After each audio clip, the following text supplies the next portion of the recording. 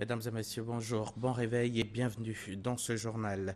Un citoyen, un ordinateur, une connexion Internet, un projet en vue de la vulgarisation des TIC, les technologies de l'information et de la communication auprès de la population en Côte d'Ivoire. Il s'agit de permettre à 500 000 ménages de se doter chacun avec toutes les facilités d'un ordinateur et d'une connexion Internet. Le président de la République, Alassane Ouattara, a procédé hier jeudi au lancement de ce projet. C'était donc à l'hôtel Sofitel Ivoire, Cisa Cocody. Les étudiants de l'université Félix Houphouët-Boigny, eux, avaient exprimé l'année dernière à la première dame leur souhait d'avoir une salle multimédia. Leur vœu a été exaucé. Dominique Ouattara vient de leur offrir cette salle équipée de 50 ordinateurs, 50 chaises, 50 webcams, un vidéoprojecteur et une connexion Internet. La remise du don a eu lieu hier également, hier après-midi, donc à l'université Félix Houphouët-Boigny. La troisième édition du Forum international Afrique Développement s'est ouverte ce jeudi 19 février, hier donc à Casablanca au Maroc. C'était sous le thème « Le temps d'investir ». Objectif visé, le renforcement de la coopération économique Sud-Sud. La Côte d'Ivoire y est présente. Elle est représentée à cette rencontre internationale de haut niveau donc par le ministre d'État, secrétaire général de la présidence de la République, Amadou Gon Coulibaly. Compte rendu à Ouattouré.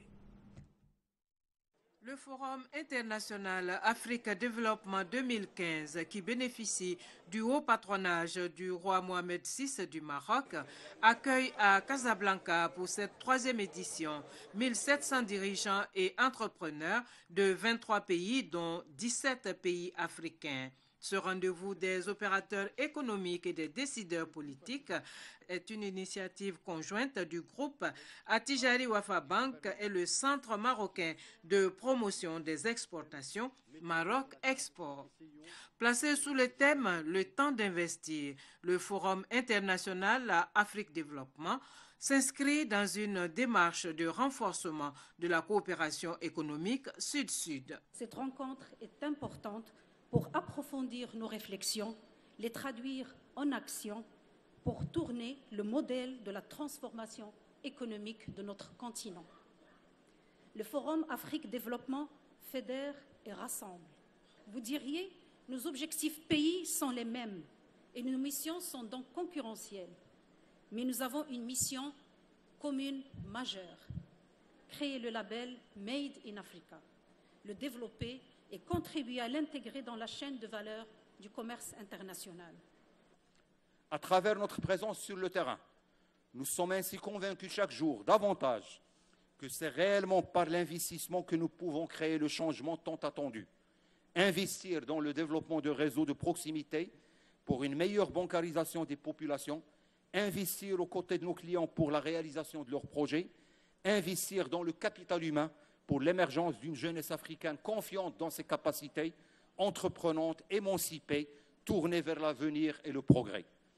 Nous espérons que ce forum sera un terreau fertile pour de nouvelles initiatives, des entreprises audacieuses et des partenariats porteurs d'avenir. La délégation de la Côte d'Ivoire à cette édition 2015 du Forum international Afrique Développement est conduite par le ministre d'État, secrétaire général de la présidence, Amadou Gon Coulibaly. Amadou Gon Coulibaly qui a exprimé la reconnaissance et la gratitude du président de la République, Alassane Ouattara, pour l'invitation de la Côte d'Ivoire à cette rencontre de haut niveau.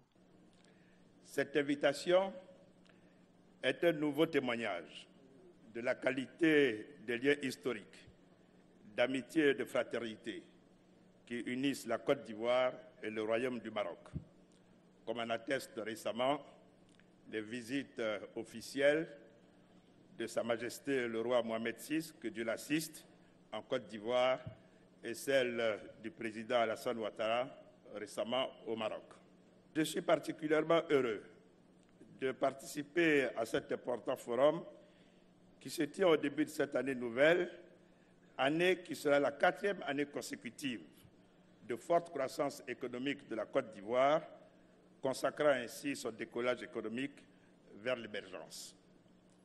Excellences, Mesdames et Messieurs, il est utile de rappeler que la vision du président de la République, son Excellence M. Alassane Ouattara, de faire de la Côte d'Ivoire un pays émergent à l'horizon 2020 s'est traduite par l'élaboration d'un plan national de développement pour la période 2012-2015.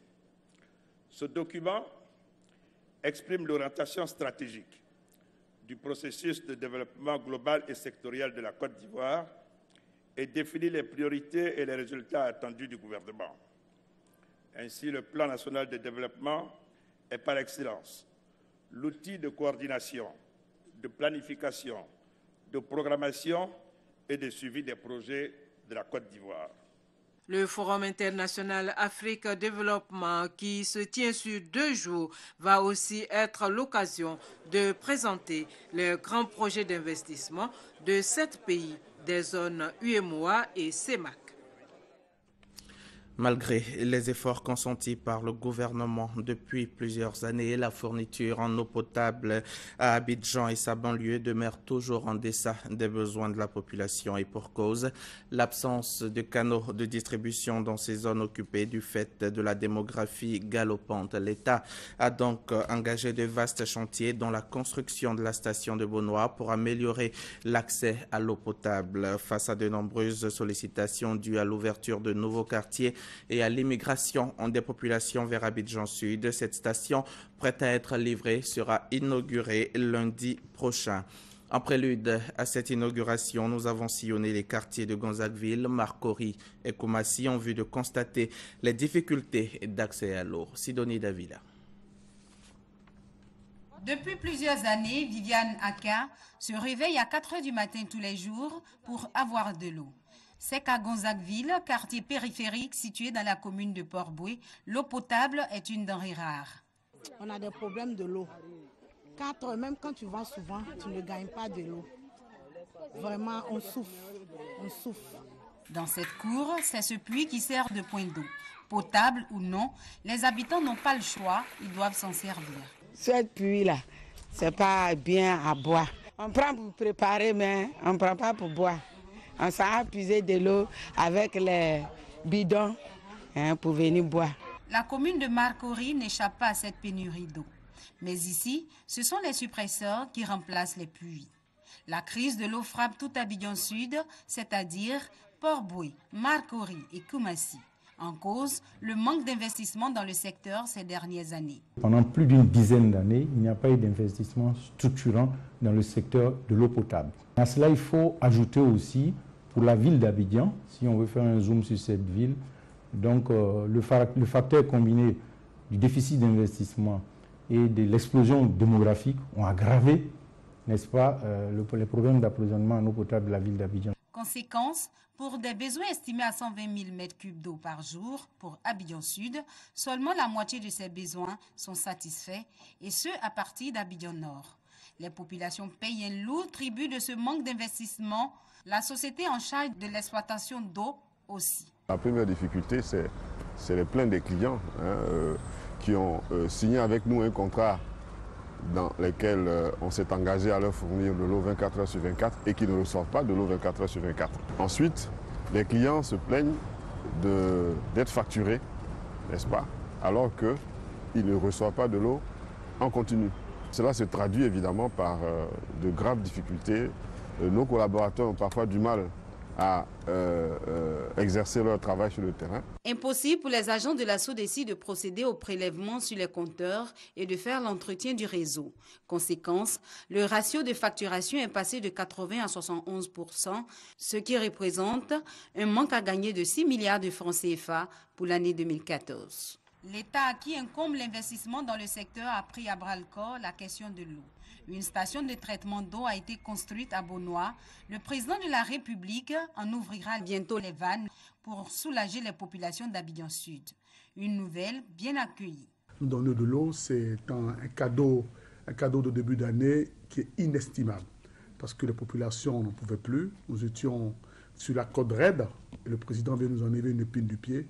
En nous donnant de l'eau, le président nous donne la vie. Améliorer l'accès à l'eau potable figure au rang des priorités du gouvernement Ouattara.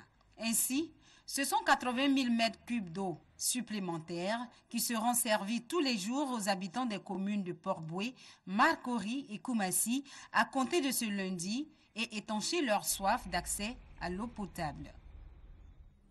Un mot de culture dans ce journal. L'État de Côte d'Ivoire permet à 32 artistes, musiciens, écrivains, comédiens et cinéastes de bénéficier d'une pension de 300 000 francs CFA tous les mois. Ces artistes qui sont maintenant en fin de carrière, après avoir fait des beaux jours de la culture ivoirienne, bénéficieront donc de cette pension. L'événement a eu lieu en présence du ministre Maurice Bandama, ministre de la Culture. Ils étaient 15 artistes l'année dernière à bénéficier du soutien de l'État de Côte d'Ivoire. Cette année, 32 autres s'ajoutent à la liste des bénéficiaires de la pension de 300 000 francs CFA tous les mois. Ils sont désormais 47 artistes, une marque de reconnaissance de l'État de Côte d'Ivoire à ces artistes musiciens, écrivains, cinéastes, comédiens qui ont contribué à l'évolution de la culture ivoirienne il y a bien longtemps. Selon Bandama Maurice, ministre de la Culture, ce geste du président de la République va donner une dignité à ces personnalités qui ont marqué positivement notre pays. Le chef de l'État, le président Alassane Ouattara, confirme la générosité de l'État, l'humanisme de sa gouvernance et sa sensibilité toute particulière pour l'art et la culture et pour tous les acteurs de ce secteur. Les artistes bénéficiaires ont exprimé leur joie et à leur tour ont offert un tableau au président de la République réceptionné par le ministre de la Culture. Il faut dire un grand merci au chef de l'État parce qu'il a pensé aux artistes vraiment qui tiraient le diable par la queue. Nous remercions le ministre de la Culture ainsi que le chef de l'État, le président Alassane Ouattara, pour leur vision. C'est d'abord un sentiment de fierté, de grandeur d'esprit aussi, parce que la patrie reconnaissante reconnaît ses enfants.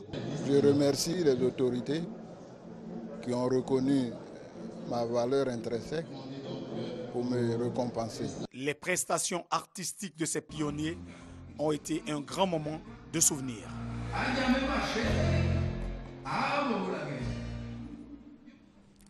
Reportage signé Eric Goré. Voilà, le compte qui met fin à ce temps d'antenne. Merci de nous avoir suivis et bonne suite de programmes sur RTI.